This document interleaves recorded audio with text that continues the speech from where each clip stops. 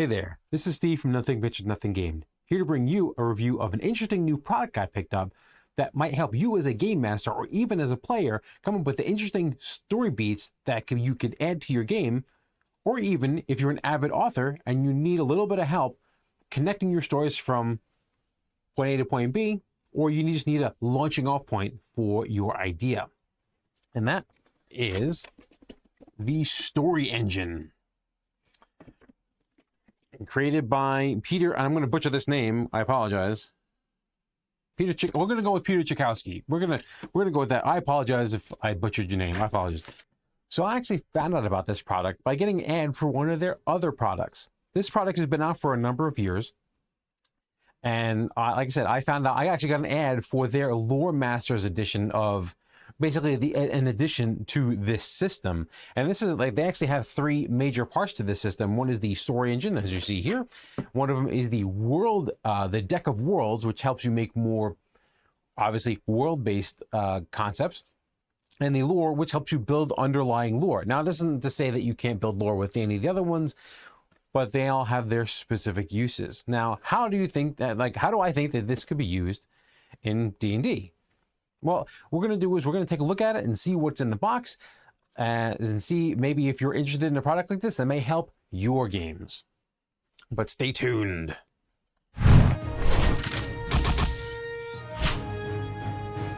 So first things first, we're going to see what comes in the box.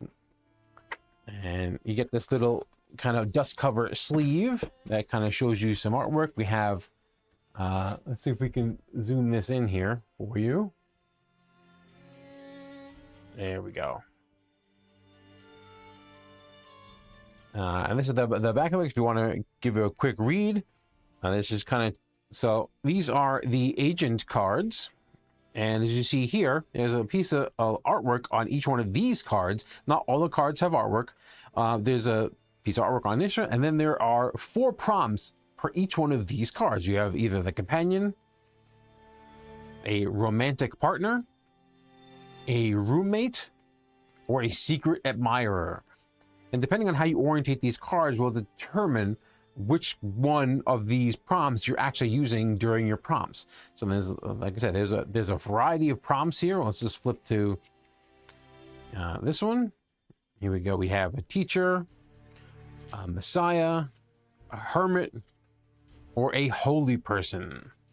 These terms are, for the most part, these terms are very generic, and we're actually going to get into one of the other things that I picked up along with this system that makes it more specific. But for the moment, most of these things are going to be very generically oriented, so you can kind of use this in almost any genre of whatever genre look, if you're in sci-fi, you're in fantasy, you're in steampunk, you're in Victorian England, you're in whatever, middle, or take your pick of what kind of system or genre your game or story taking place in. You should be able to find use out of this system. So we'll take a look at another one here.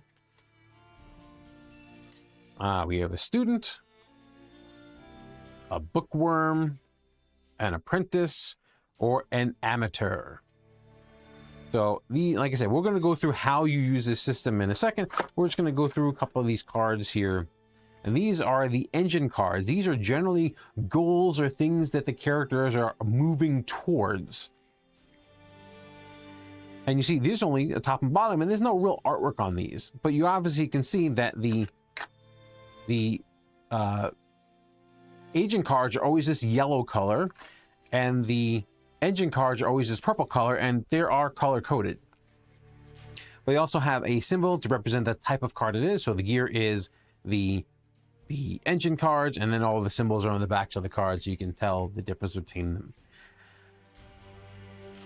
So obviously this one wants to rise to the challenge of whatever the challenge is, or wants to reveal the good in something.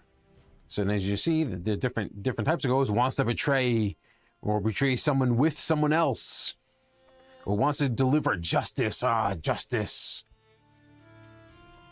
And then, or wants to obtain. Yet again, that's a standard trope in D&D or any of these fantasy role-playing games. We want to obtain the chalice. We want to collect the ancient scroll or the magic sword. or wants to abandon. There may be a reason that maybe a villain wants to abandon, or maybe an NPC wants to abandon a certain person, place, or thing because of whatever situation is happening in your game.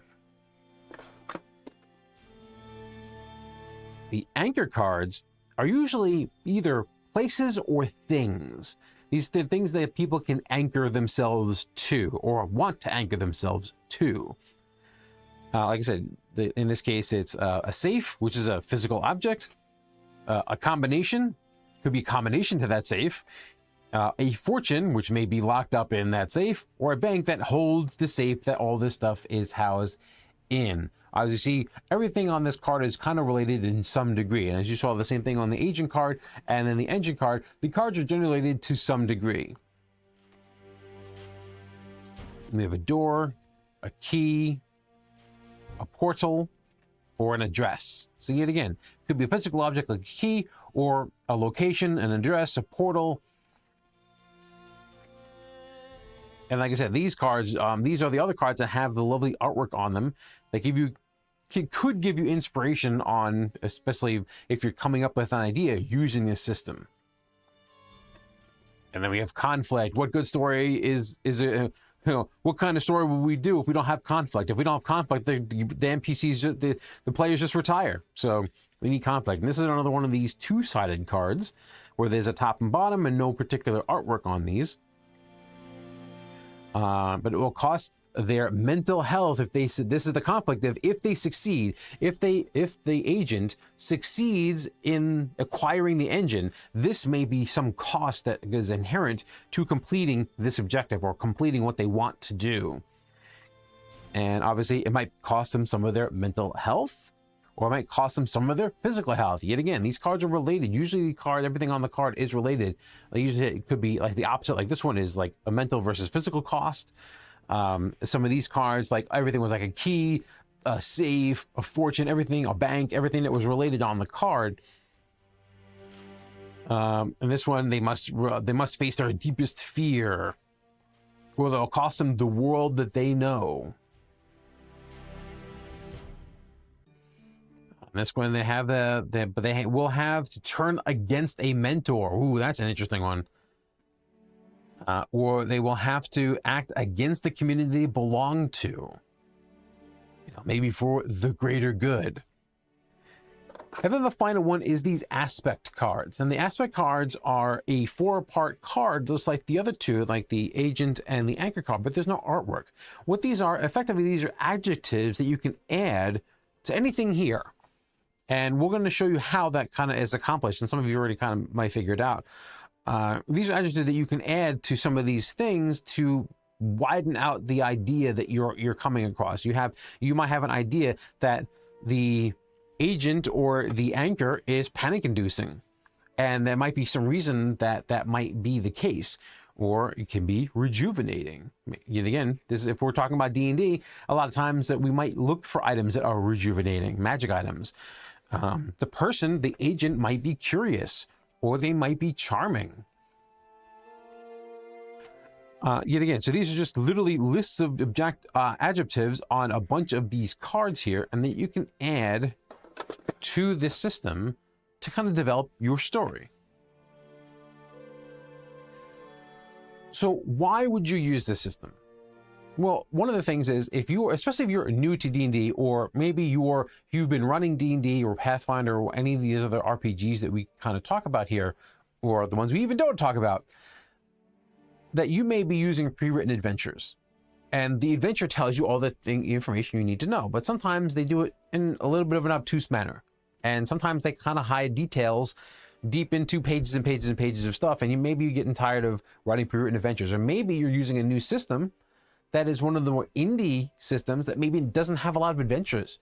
So you kind of have to make this stuff up on your own, or you just don't like pre-written adventures, and they do have their own problems, and you want to make up a story of your own, and you want to start the players on their journey, but where did they start? The players have to have a reason for adventuring or doing whatever they're doing. So this might be a way that you can start them off at the adventure. Now, there's been talk in the community that says DMs or GMs or game masters or storytellers, as it is in the World of Darkness, aren't really storytellers.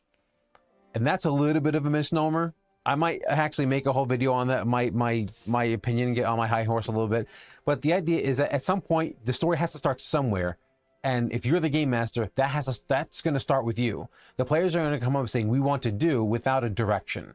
The players, for the most part, need a direction to go towards, and then you, given what they want to do, given you the world that you've presented to them, make adjustments. So you don't want to write it from beginning to end before even playing your first game, because you don't know what the players are going to do.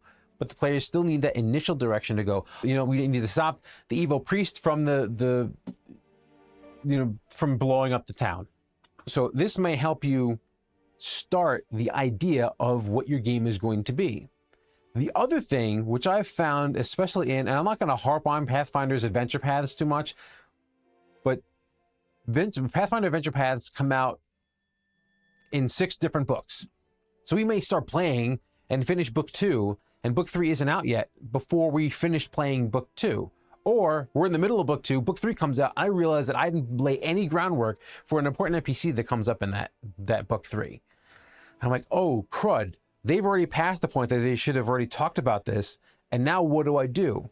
Well, I can use this system to help bridge the gap by like making up my own version of events to bridge my players from point A to point B. Like once we defeat the cultist, what did they do now? I have to get them over there, because that's where, obviously, if I'm running a pre-written adventure, that's where the adventure takes them. But they have to have a reason to do that. So this may help you do a little bit of like groundwork on your story to kind of bridge the gap between where you are and where you need to be to effectively get the players to the adventure, especially if you're running a pre-written adventure, or maybe you're linking together multiple individual modules that aren't connected at all, and you want to make them connected. This is a way you can make them connected by laying some groundwork or some behind the scenes connections and leaving clues for them that they will never know that those 3 adventures, unless they know what those 3 adventures are, they'll never know that those 3 adventures were never intended to be linked back to back to back. So let's go through and walk through kind of like a sample kind of thing of how I would use this system.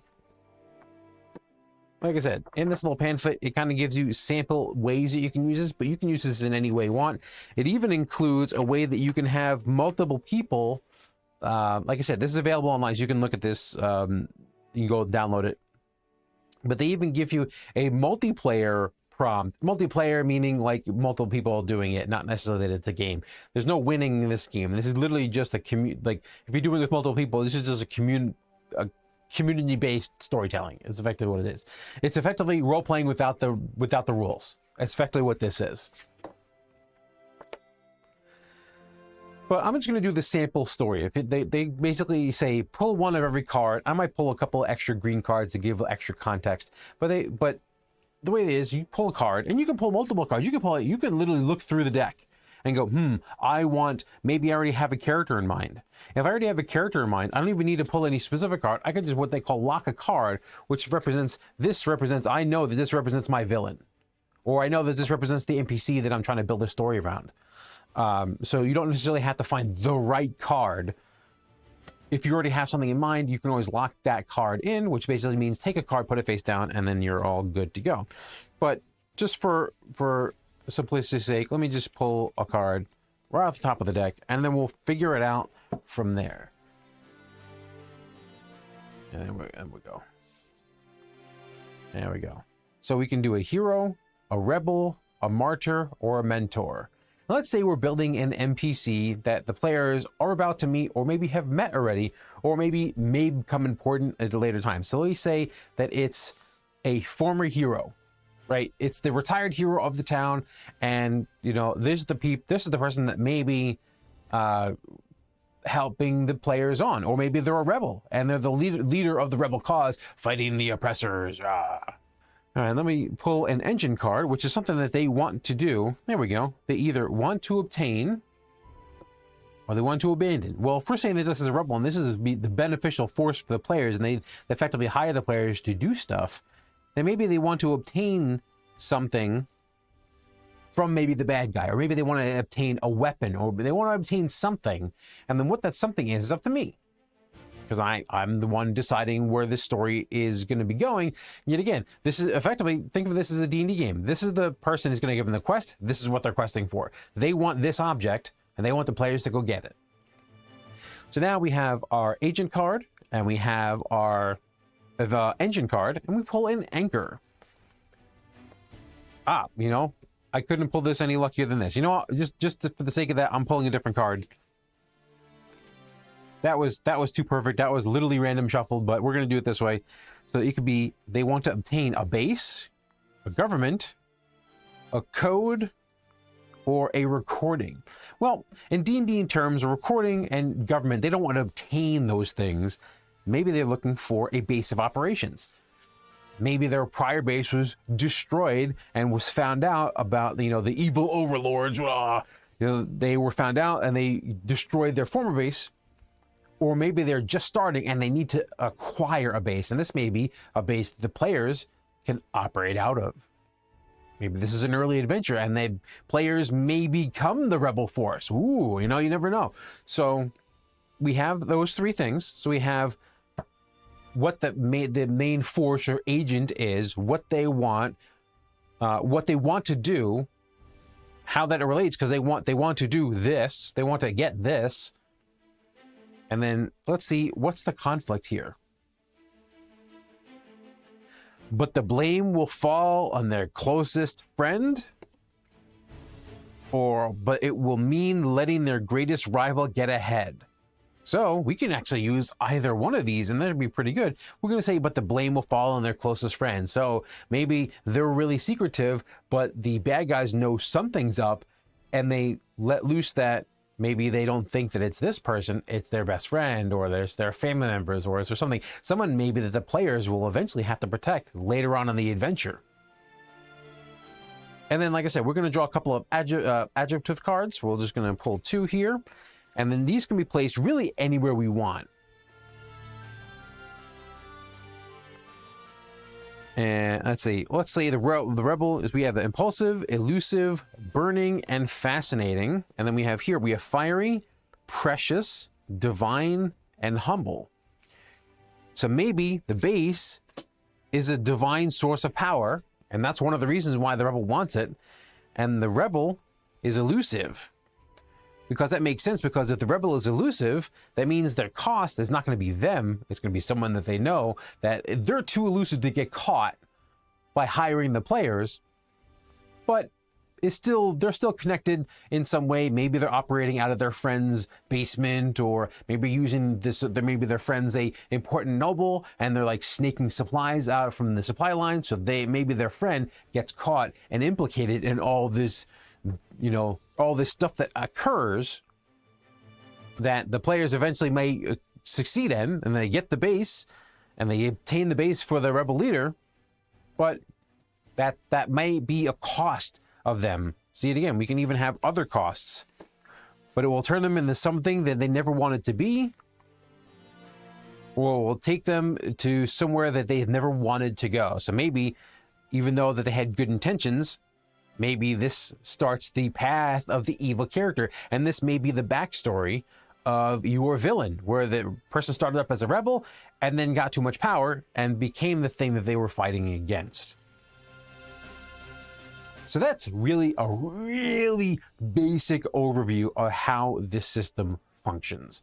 You can take this as far as you want, and even it talks about in the multiplayer version of the game, that, you know, a person can draw and play a card, or they can start rotating cards that have already been played and basically mangle and mold the story as your group of people decide to go into building this kind of base level world, which could, does not necessarily guarantee, but it could make the fact that your characters, your players, their agent cards that they draw are their characters.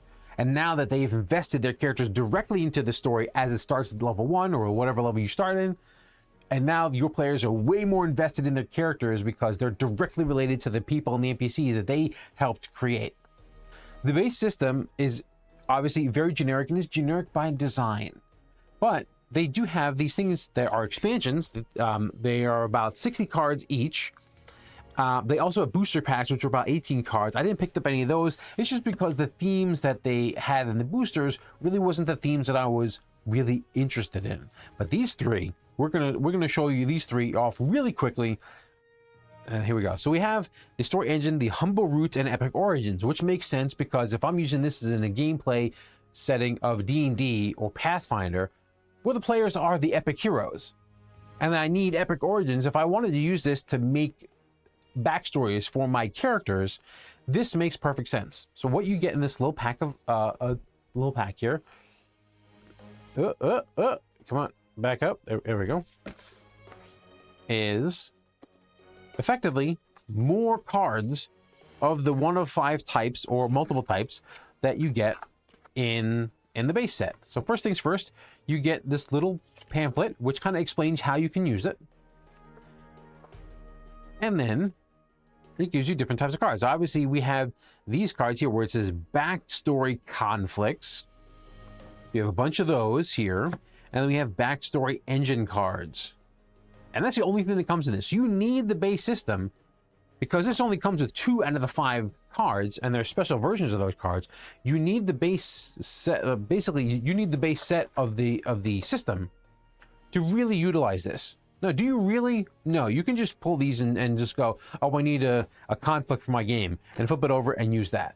Right? There's nothing that says you need, but if you want to use the system as intended, you're going to need the base set because it's going to come with all those cards you're going to need. Because like I said, this only comes with these 2, and each one of these little expansion things comes with different types of cards. So I'm just going to quickly go through one of each of these cards just so I don't take up too much of your time. But this is the backstory engine cards. So this is a little different because it's diamond shaped, but each one, I actually checked these, each one of the little packs of cards here has their own symbol. So even if you integrate everything together and at one point you want to separate them, it makes it easy to separate them. So obviously this little double chevron symbol, this double arrow symbol, that's the backstory expansion. And then the dragon is obviously dragon head. You can see right there, dragon head. And then the enchanted curio is a little bag of question marks. Let's see. So obviously in this one here is remember the engine is something that the agent is striving to, or maybe striving against, whatever is brought to ruin or owes a lifelong debt. So the way these work, different than a engine card. Remember the way this would normally work, we have an engine card and we have an agent card, and then this is how normally it would work. The designer wants to betray someone or want to betray someone with somebody else. This is someone that they're going to do that or trying to do that. This is a backstory. So this is something that already happened to this person. So designer owes a life debt too. So this is a little backstory addition to the designer. And this is how this little addition system works. So you can put it that way, owes a lifelong debt too, and then you can pull another agent card, the addict. The designer owes a lifelong debt to the addict, or the lifelong debt to the drunk, or the gambler. There we go, the gambler. Maybe the gambler lent the designer some money, and now they need to pay that money back. So that's how, like I said, the cards work a little bit differently. The little pamphlet explains exactly how to use it.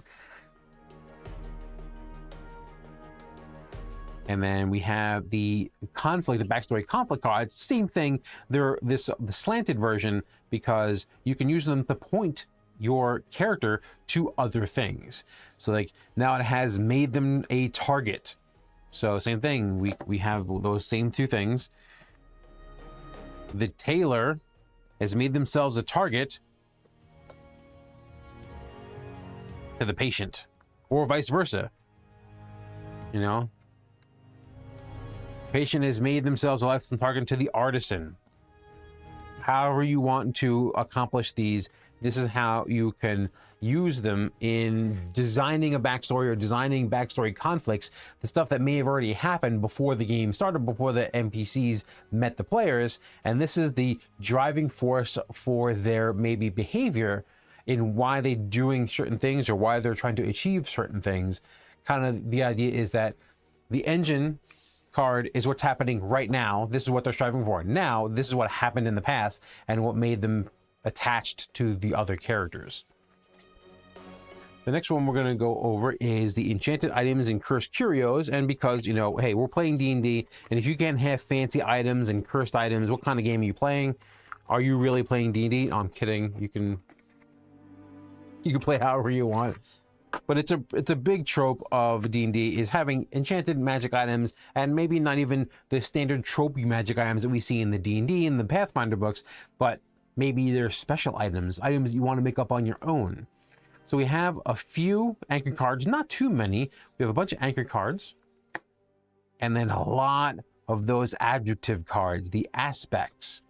So we have a lot more of these aspects we're going to go to in a second, but we're going to look at the anchor cards first.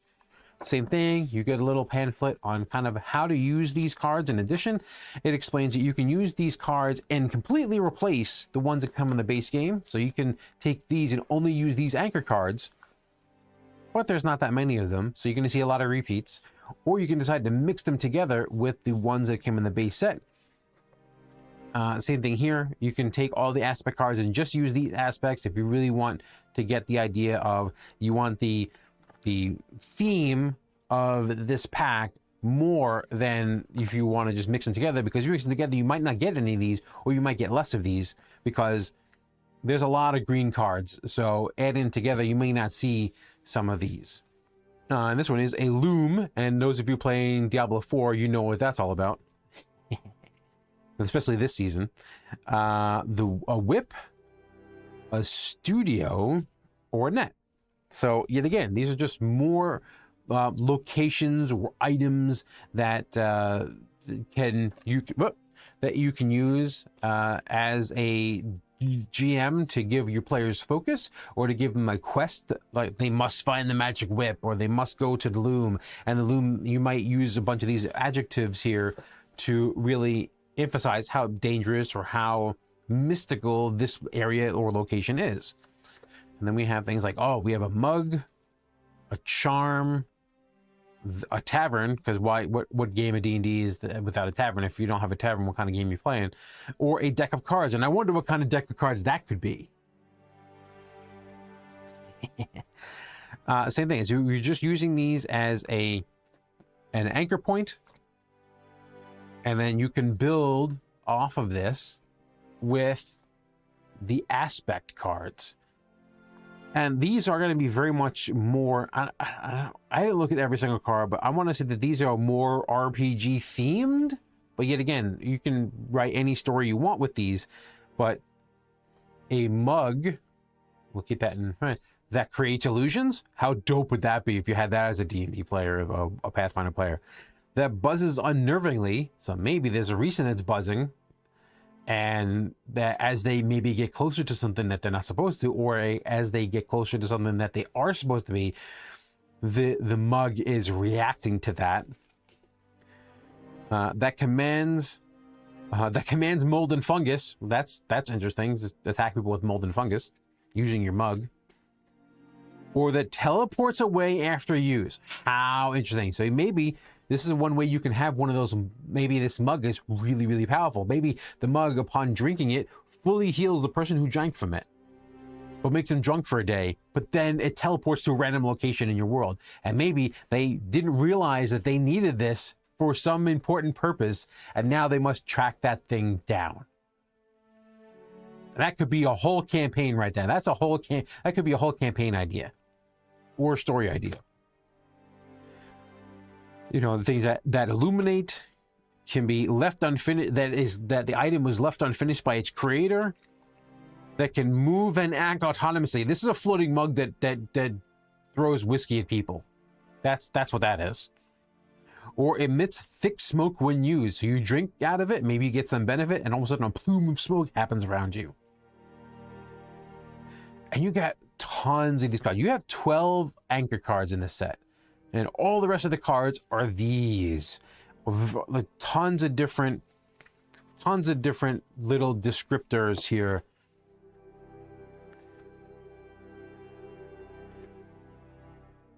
So that is the enchanted items and cursed curios. Yet again, very useful for us as RPG players.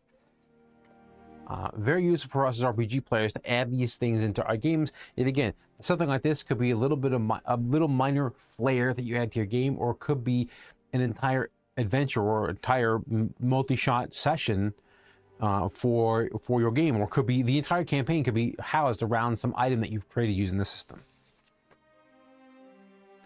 And the last one, my favorite, anything that has the word dragon in it, because I'm a stickler for dragons.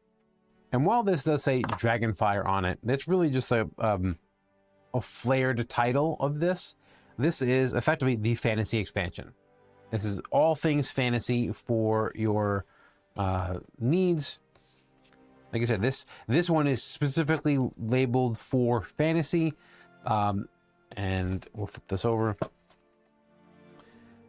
There are other packs that list more into the steampunk genre, more into the horror genre, more into the mystery genre. These are the things that, while are interesting, just not interesting to me, but that's just my style of how I run our D&D games, our Pathfinder games. I like to keep things more fanciful.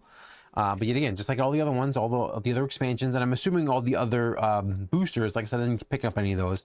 It gives you like basically different ways to use it, whether it's using only this and with an addition of basically replacing the agent cards with these agent cards, replacing all the different types of cards in here with the cards in the base set, and only using what comes in the base set when you don't have a replacement. It does limit what cards you're going to draw, because there aren't that many cards of each type in this one, because this one has, I think, has the most types out of the 3 expansions that I got. This has the most types. So obviously the other 2 only had 2 different types of cards. This one, I think, has a multitude of different types of cards. It actually has, technically has everything. It has 12 of each type of card. So you can run the system with just this. You could.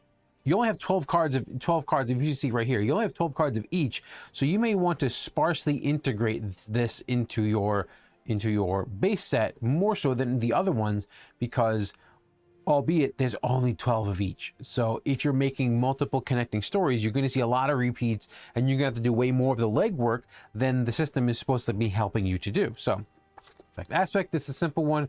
These are just descriptors, but these are more fantasy oriented. We actually saw dexterous already in the other one, or similarly on one of the other ones. We have spine, so something that's spiky.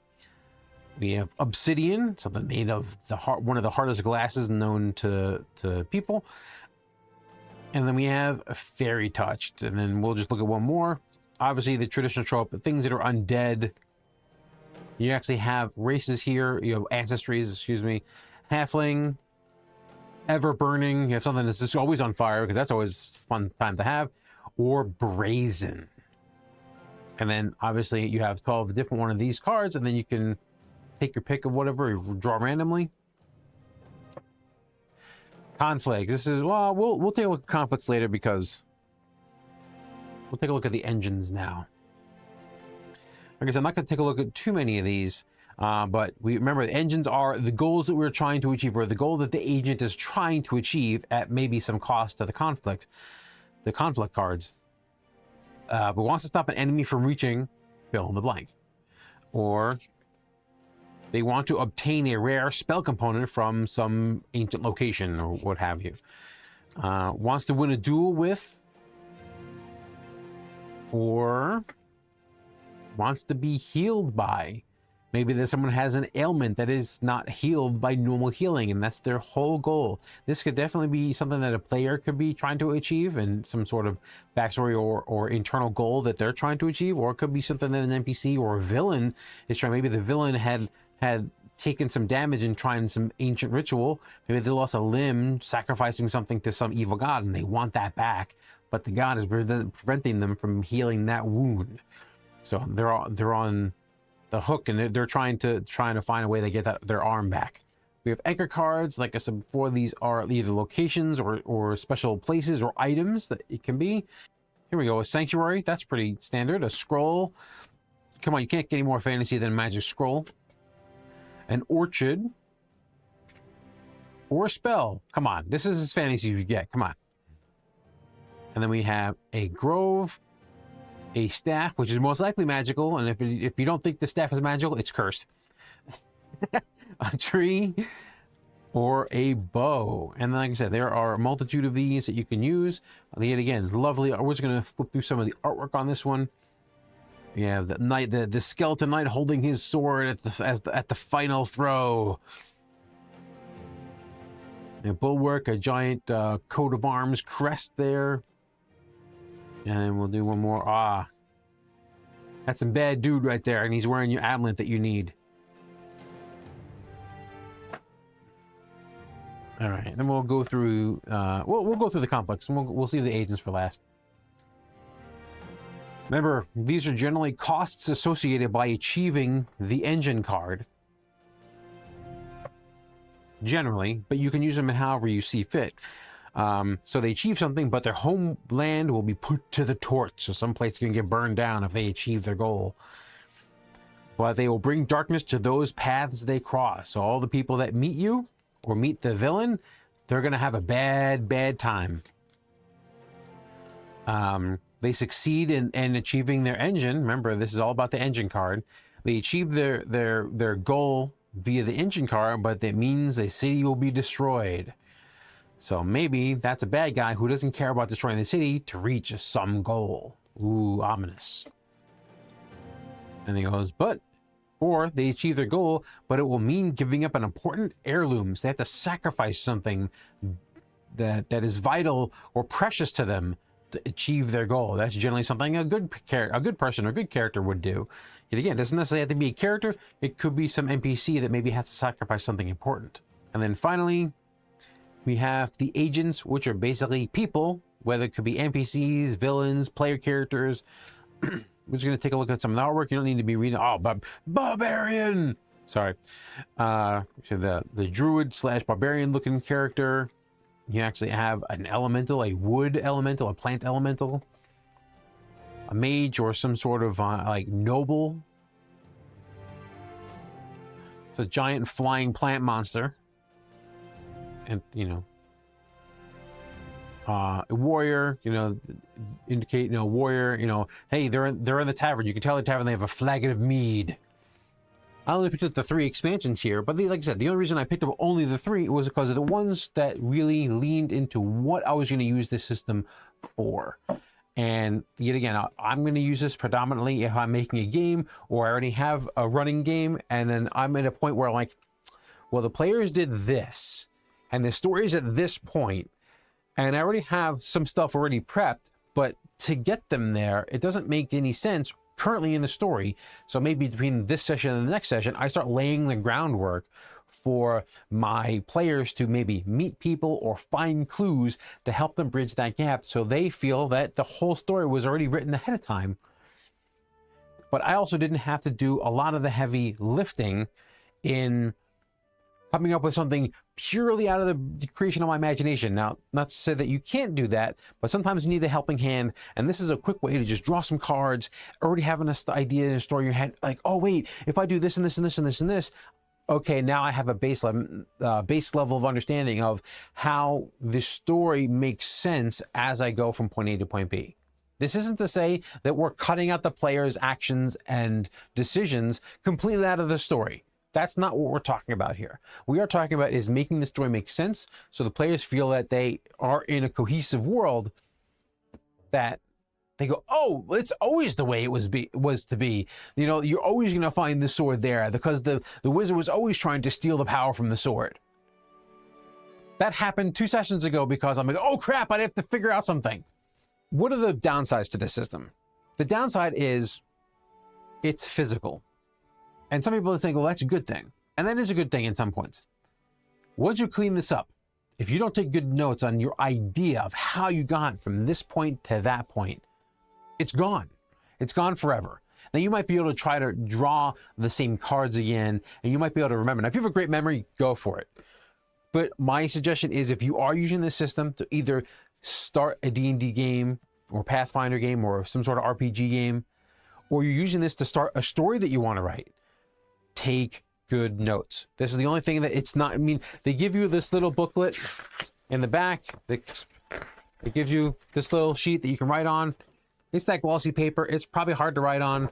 It's not a knock on it, but take a notepad and piece of paper, or maybe even a little audio recorder, and record your mental notes as you're going through this, because is as important. It's not just the cards, and it's not just your interpretation of the cards. It's everything together. And then you really should jot down your notes of your mental walking from finding an agent that makes sense to finding an engine card that is appropriate to what story you're trying to tell, and then what costs are inherent in completing that goal, and what kind of adjectives are associated with the anchors and the agents that all make sense. But once you put it away, if you don't have good notes, it's effectively gone forever. So that'd be the one thing, is there is no way in the base box to kind of save your progress. There's no kind of save mechanic that you can slot the cards in certain spots and kind of remember where you were. So it's kind of like an all-in-one and a done kind of thing. But that's my opinion. I'm excited to use this in my games. I've already used it to come up with a couple of ideas in a game that I'm going to be running in the future. But I'd like to hear what you all think at home, what you think about this, and would you use this system? Because there is, like I said, I'm not sure if I mentioned it before, there is available a truncated version of the base system online. They give you PDFs, they give you this book, they give you kind of explanations of how to print it out, and they give you a small smattering, a collection. I think it's like a third or a half or a quarter of all the cards that came in the base set that you get to print out. So that's awesome for them to basically give you the story engine, and I think the world engine as well. They give you kind of like primers for those, and they say, hey, if you're interested in it, maybe pick up the full product. Like I said, I'll leave a link below to their website so you can check it out if you like it. If you use another system to help you kind of build out your games or start from scratch and building out a new session for your players, sound off down in the comments below. And if you like the content here and you want to see more of us, hit that big old subscribe button and you'll be notified of new videos when we put them out. But until then, this is Steve from Nothing Ventured, Nothing Gained. May your die rolls be crits, and may you always roll max damage. See you later.